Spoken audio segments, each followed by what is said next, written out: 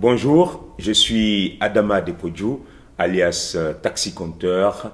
Je suis conteur originaire de la Côte d'Ivoire et je suis à cette édition du Festival interculturel de contes de Montréal pour 3 représentations, 3 spectacles, Conteur d'eau, Parole de Maki et Ama, la belle aux dents de diamants.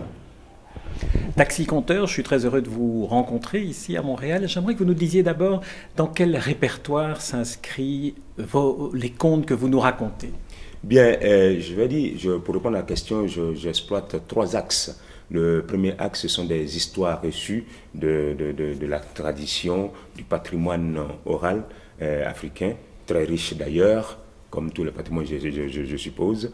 Et donc, des contes que je me réapproprie. Hein, quand j'écris, je les réécris, je les mets en bouche, et au moins je les raconte, je suis auteur de ces histoires. Le deuxième axe, ce sont des histoires lues. Des histoires du monde entier. Et bon, quand une histoire me choisit, me disant raconte-moi, je la raconte aussi à ma manière. Et le troisième axe, ce sont des histoires créées à partir de ce que je vois, de ce que je vis, puisque je suis dans une société, effectivement, il y a des choses qui m'interpellent, qui m'influencent, et j'ai envie de partager une parole. Donc voilà les 3 axes de travail qui fondent même comment appelle, l'ossature des histoires que je raconte. Taxi Conteur, en quoi est-ce qu'une histoire racontée oralement devant un public peut nous donner des leçons de tolérance ou de meilleure compréhension de l'autre?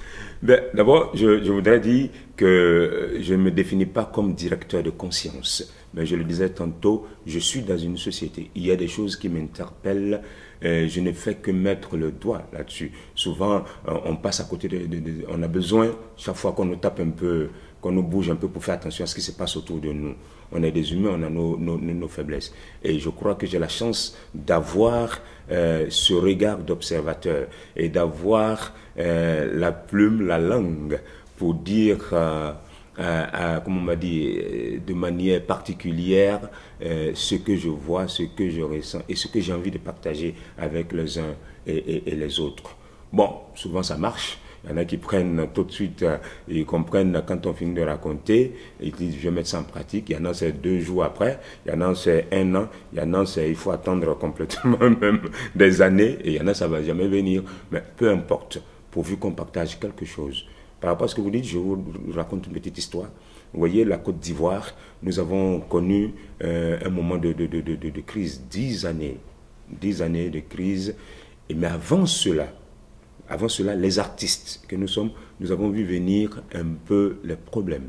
Et moi, avec une chanteuse et un musicien, on avait monté un spectacle qui est parti d'un conte étiologique qui explique l'origine des choses et des êtres, mais on a fait une réappropriation au point où notre situation sociale en Côte d'Ivoire se retrouvait dans ce conte-là et on interpellait, attention, ça, on va droit dans le mur.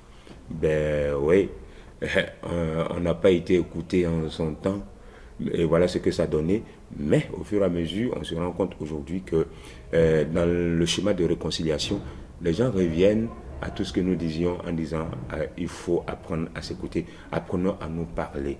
Moi, je crois que le conte, déjà fondamentalement, c'est la rencontre avec l'autre. On est dans un moment d'échange, c'est un rendez-vous de donner et de recevoir. On prend le temps de se parler. Et quand c'est comme ça, il n'y a pas le temps de se taper dessus puisque la parole a la place.